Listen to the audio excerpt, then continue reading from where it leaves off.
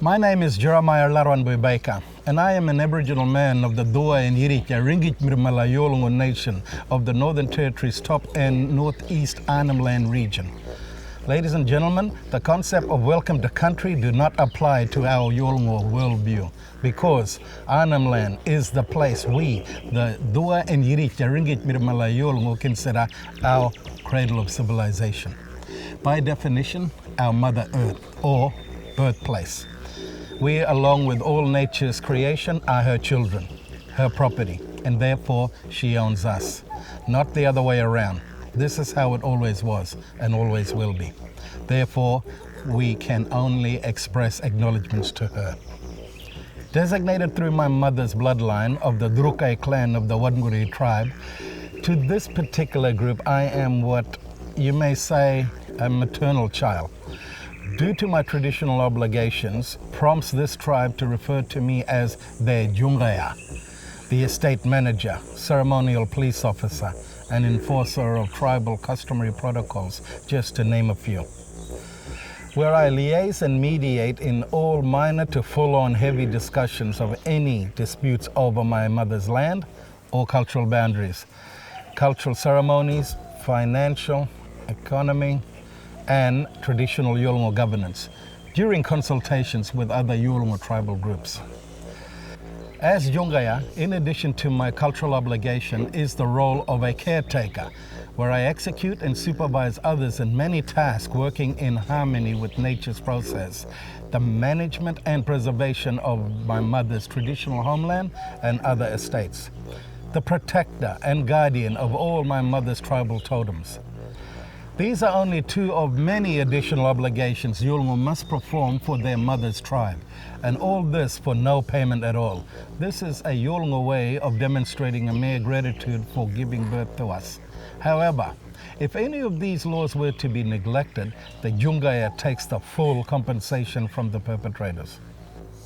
As the Djungaya, I am the judge and executioner, who in the past would have speared them in the leg by tribal law. However, in today's society, the punishment for breaching tribal protocol is banishment and a hefty fine. Some of these offenses would be of the following: not abiding by customary consensus protocol according to my mother's tribal law, damages to the environment within my mother's traditional homeland and other estates, meaningless pollution and cruelty to any of my mother's tribal totems. A totem is a natural object of all creation, from the sun, moon, clouds, and constellations, to what we see and feel here on Mother Earth, like the fresh and salt water, land, and including the wind, etc. However, the main totems commonly showcased by Aboriginal Australia are the plants and animals, inherited by clan or tribal groups as their spiritual emblem. Totems defy Yolngu people's roles and responsibilities, our relationships with each other, and the connection to the creation story itself according to Yolngu mythology. Totems are what we believe the descendants in the form of totemic beings who have returned from the realms of the dreamtime to watch over us, as well as being our spirit guides after we die to accompany us back to the dreamtime, so we may repeat the process for our next generation loved ones, so on and so forth. These days, it is very hard for me to execute my traditional duties as a son in honor of my mother, due to how modern world operates, where working in the best interest of our Mother Earth no longer applies. Purposely, in damaging ways, alter environments with no consideration in working as one with nature, generating foreign diseases that the Djungaya is powerless to fight against, let alone prevent. Aboriginal Australians do not say the dead's name, so in the songlines during the funeral ceremonies, we refer to the deceased as their totems, considering ourselves as one with our totems, referring to us being the animal and plants, and they us, imitating them in the corroboree dancing in funeral ceremonies. An understanding must prevail that if our totems are extinct, then our elders are no longer spiritually with us. The consequences are the same as death, forbidden to mention the animal or perform the dance ceremony. Equivalent to not allowed to have a funeral, worse yet, losing our spiritual way home, stopping the cycle of continuous creation of life and preservation, because our Mother Earth relies on these animals and plants. As Djungaya for the Djungaya clan of the Wurundjeri tribal group, I can tell you all that one of my mother's primary tribal totem is the warrun, the dog, which is why I am speaking before all of you wonderful people here today.